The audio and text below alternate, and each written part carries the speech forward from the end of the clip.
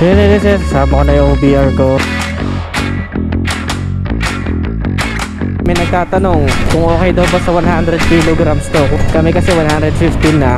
Very good pa din to, no? Kaya pagka nagkamotor ako ganito, yung kaya ko yung bigat, hindi ako natatakot kasi andyan ko. Feeling ko nga mas gumanda yung handling no nagsama na yung weight namin dalawa eh. Ayan o.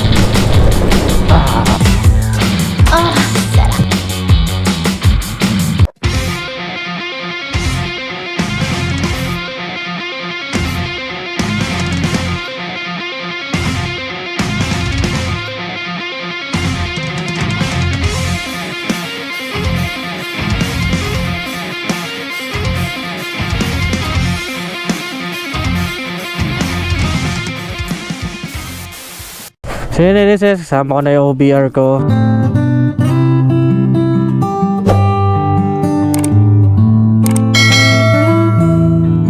Ayan, tignan natin. Babe, ayan yung bago nating Wow! ganda din, no? Red uli ah. Red, oo nga, laging red pinapadala sa atin eh. Ayos. Siguro, ewan ko bakit laging red. Tara, dyan ka naman magre-react ngayon. Ang ganda.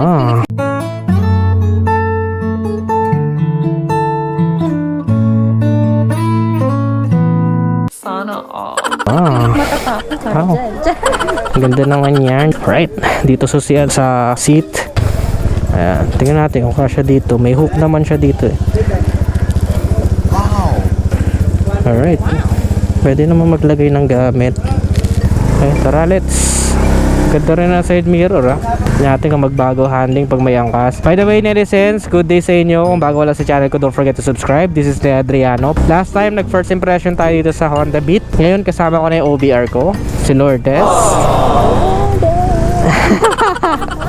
So ayan, magre-react naman siya or tatanungin natin yung feedback niya. Babe, kung ano yung feedback mo sa motor na to ha. Ay, lagi ako nalilito dito sa signal lights. Sa signal lights niya saka sa busina. Kasi usually yung mga scooter, signal lights muna bago busina. Ito kasi busina agad eh, kaya lagi ko tuloy nabubusinahan yung mga tao. Anong masasabi mo sa looks niya? So cute. So cute? Maliit lang no? Manipis. Lang siya. Manipis lang. Parang ikaw manipis lang, no? Bagay ito sa akin. Bagay ito sa'yo. Yeah. Kasi manipis ka din. Yes. Ayos ah. I like it. I like it. Hindi, pero totoo, pwede ito sa mga female riders natin dyan na gusto mag-aral ng motor. Check natin, no? Sana maturuan na natin si Lourdes magmotor dito sa motor na to, Honda Beat. Kasi best fit to sa beginners. Kasi automatic, piga ka na lang ng piga. Mababa yung motor, magaan. So, abangan natin yan sa mga susunod kung matututo si Lourdes. Natanggaan na lang. Magaan lang. Easy lang i-drive, no? Parang dali-dali lang ilito-lito. Agile nga eh. Very nimble. Okay din yung preno niya, Netizens ha, kahit na may angkas na ako. So si Lourdes, ang weight niya, ilan weight mo babe? 51. 51, ako is nasa around 64. So 115 yung suma total namin dalawa, 115 kilograms. Pero okay pa din ha.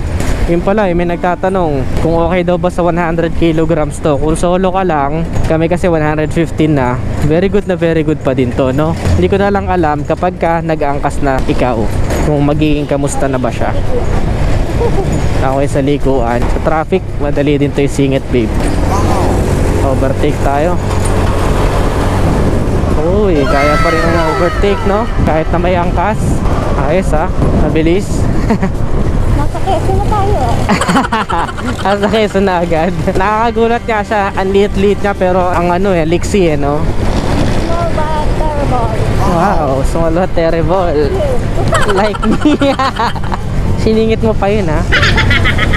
Kamusta naman yung upuan? Hindi naman siya ganun kalangkot. Pero sakto lang. Sakto lang, regular. Okay na rin. Comfortable naman. Sakto lang sa tapo. Sakto lang sa puwet mo.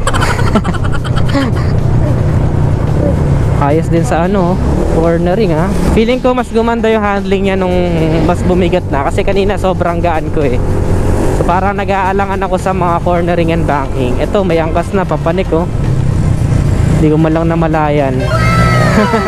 Napapanik pala yung kalsada. Sobrang tahimik. Ayos ha. Kaya niya pa rin, no? Sa mga nagtatanong kung mabigat sila o dalawa sila, kaya pa rin ito sa mga akyatan, in the sense. Feeling ko nga mas gumanda yung handling nung nagsama na yung weight namin dalawa eh. Yan, papanik babe. Ganda engine brake oh. Ayan, papanik. Tignan niyo yung speedometer. Wala, di ba? Easy eh, no? At 110cc na scooter, doon ka talaga mapapabilib sa motor na to. Cornering. Sa motor. Oh. Honda Beat gusto mo. Ganda rin itsura niya eh, no? Pogi din eh. Feeling ko kaya ko siyang Kaya mong dalhin. Kaya mo to. Honda Genio, Honda Beat. Honda Beat. Oo, magaganda yan. Matitipid sa gas, at the same time, madadalin dalhin. Good for beginners. Hindi naman pwedeng tupiin. Sobrang komportable eh. Kamusta naman yung tapakan mo dyan? Sakto lang ba? Ano? Sakto lang. Okay din pa. Yung tapakan ng angkas. Nakakangalay. Okay lang yung placement. Hindi ka rin masyado mataas, no? Halos pantayan lang yung driver tsaka yung angkas. Pantay lang. Hindi ko masyadong kita yung mga pagkakamay. Yung mga pagkakangan. Okay lang tayo dito. Siyempre, matangkad ako eh. Lang pala tayo eh. Oo, malaking tao ako eh. Suspension naman tayo dito sa mga lubak-lubak na kalsada na to with angkas. 1.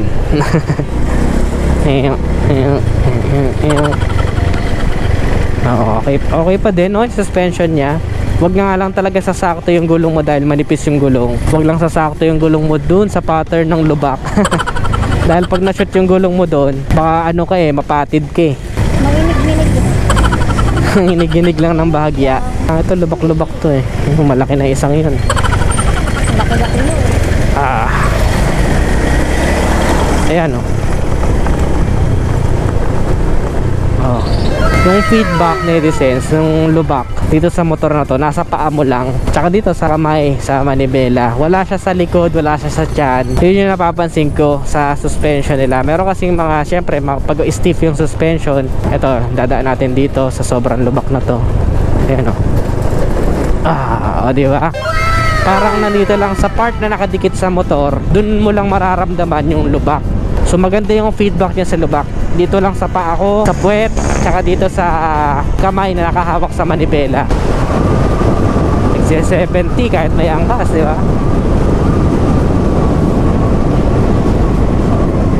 Panis. Ayos yun ah. Nakakatuwa to, kahit may angkas ka, pang long ride yung dalawa, mahilig kayong maggala, swak na swak pa rin yung motor na to, di ka mabibitin sa power. So yun, balik nga tayo dun sa suspension. Ito, wala lamang maganda yung suspension kapag dun mo lang siya nararamdaman. Sa mga bagay na nagko-connect sa'yo sa motor, nararamdaman mo lang yung pinaka-reaction ng motor. Ayan, lubak-lubak oh. Dun sa mismong lubak. Pero unlike kasi kapag stiff yung suspension, maganda yun sa high speed. Pero pagdating sa ganitong lubak at low speed, mararamdaman mo siya sa tiyan mo, sa lower back mo. Minsan nga kahit hanggang balikat mo, hanggang ulo mo, ramdam mo pa yung lubak eh. Yung tag-tag, diba? So ito, okay siya. Kasi dun lang talaga sa mga parts na ang katawan mo nakadikit sa motor, dun mo lang mararamdaman yung feedback sa lubak-lubak. Okay, testing natin dito sa grabing lubak na to. Nanginig. Ayun, pag sobrang grabing lubak na, grabe na talaga yung lubak na yon, doon mo siya mararamdaman sa lower back. Pero yung mga pangkaraniwang lubak ng Pinas, no? Yung mga baku-bakong kalsada, yan, napakaganda ng response niya dyan sa ganyan. Maganda yung shocks niya, no? Ikaw, kamusta sa'yo yung mga lubak, babe? Asangkas? Nanginginig ako. Nanginginig ka? Nakaupo ako sa ano? Sa massage chair? Sa massage chair. May vibration, no? Parang bagay ito sa akin. Kasi kailangan ko ng massage. Anong massage? So pagka nagkamotor ako ganito. Pag nagkamotor ka? Kasi siyempre, bago lang. Hindi pa ako masyadong marunong.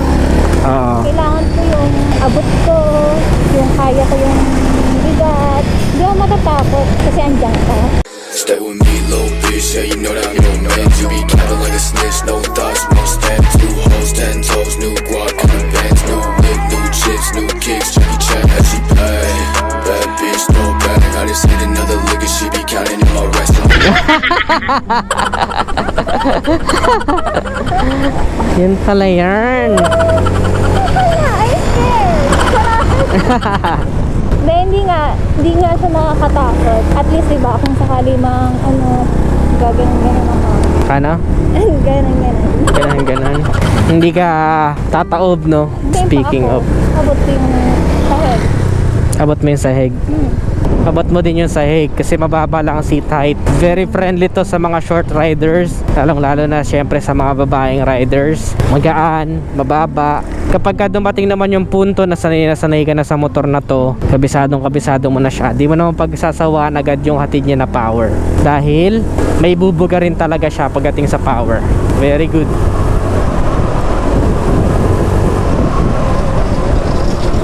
So, kita nyo yun? Regular driving, ibubuga talaga siya. Isa pa, testing natin. With angkas. Tsaka alam mo kahit pumomba kang ganito, hindi kumakain ng gas, hindi siya lumalaklak ng gas ba? Sobra solid. Ito, paakyat ulit.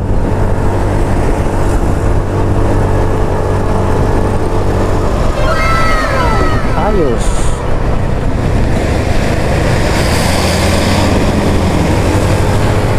Ganda rin ang preno for sudden brakes. Oh, tulin eh. Hindi nyo lang rinig, no? O baka hindi rin ramdam sa video, pero kapag angkas ka na, feeling mo, ang tulin mo na talaga, no? Isa kasi kapag ka sa video lang, sa vlog lang, mararamdaman mo siya sa tunog ng exhaust. Pero ito kasi walang tunog. Very good siya, nakaka-lessen ng noise pollution. Pagka walang tunog, walang usok. Hindi, usually naman ngayon yung mga motor, wala na dapat usok talaga. Yung mga at least Euro 3 compliant. Yan, kasi nga dapat mas eco-friendly na yung mga motor. Lalo na itong mga FI na. Mas maganda na rin ang compression ratio ng mga to. So dapat wala talagang usok. Wow! Ganong ano nyo. Ganda, no? Susunod, car reviews naman tayo. Ito, lapat na lapat yung... Ayun, oh. Huminto siya. Yun yung idling stop system na netizen's. Huminto, namatay yung makina. Kasi nasa traffic tayo, hindi tayo umaandar. So nakakatulong yan, nakaka-add yan sa fuel efficiency. Mas matipid siya sa gas dahil doon. Pero pag tinwist ko yung throttle, oh, bumukas na ulit siya. Very smart. Very smart. Ang liit lang ng ano niya. Side mirrors. Pero ang ganda eh, kitang kita mo yung mga gilid kahit na sabihin mong mini size lang siya. Saka ang cute ng kanyang Oo, semi-digital. kasi dalawa siya. Merong thermometer. Thermometer. Odometer yan. Okay, Tsaka fuel gauge yun nandito. Ayan o. Galing ha. Very accurate yung idling stop system niya. Ito lang yung gusto ko sana ma-improve sa kanya para hindi na hassle. Dito kasi yung susian niya. Sana yung mga susunod na Honda Beat, dito na yung pinakabukasan ng seat para mas convenient na sa mga gagamit. Bili tayo ng cat food. Tingnan natin kung ilang kilo kakasya dito. Siguro 2 lang. Princess, 2 kilo. Napakaganda ng motor, no? Ganda na pagka-red niya. Hindi siya yung red dati, kasi yung dating red Beat Street yun. Ito ay, kaya nakalagay yung Compact Sportmatic Beat premium version tong isang to. Ganda ng pula, very head turner. Kahit maliit yung motor mo, parang sarap magkaroon ng ganitong motor eh. Sarap siyang titigan sa umaga, no, habang nagkakape ka. May something na napundar ka na alam mong makakasama mo sa araw-araw mong gagawin. Hindi ka mamumulubi sa gas, hindi ka mamumroblema sa tibay dahil gawang Honda. Honda is number 1 in the Philippines. Ganda rin ang muka.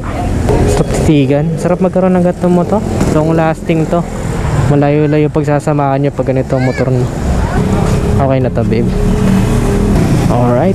2 kilo ng cat food. Feeling pasya pa nga dito kahit 3. 11 liters of seat storage. Kasyang kasya. 2 kilo. Hindi, sakto na lang din. Buti na lang hindi ko na tinatlo, no? Mukhang sakto na siya yung bag ko. Kasya pa ba? May bag pa kasi. Kasya pa ba? Kasya yan. Pagpilitan natin. Ayun, no? Very convenient din. Kasya 2 kilo ng cat food. Kasya nga 2 bote dito ng Alfonso 1 litro eh. I think that's it for today's vlog. Netizens, kung nagustuhan nyo, don't forget to give this video a thumbs up, subscribe. Make sure naka-subscribe para mapanood mo yung ating mga future uploads. Again, this is Ned Adriano. Always keep it cool and ride safe always. Bye-bye. Bye-bye now.